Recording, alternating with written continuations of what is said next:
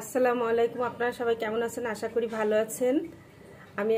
আমি আজকে একটা নতুন ভিডিও নিয়ে চলে আসছি। আজকে আমি তেলের পিঠা বানাবো। তেলের পিঠা বানানোর জন্য এখানে আমি পরিমাণ মতো পানি নিয়েছি আর খেজুরের গুড় নিয়ে নিয়েছি। আর এটা আমি চালের গুঁড়ি 1 বাটি মতো নেব। 1 বাটি একটু বেশি লাগবে।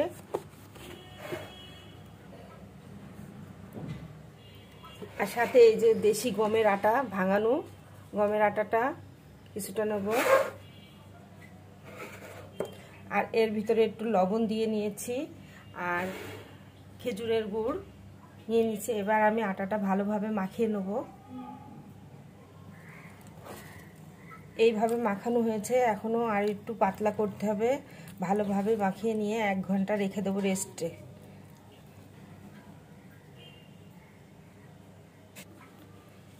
এইভাবে মাখিয়ে নিতে হবে। তেলের পিঠার জন্য এইভাবে মাখানো হয়ে গেছে।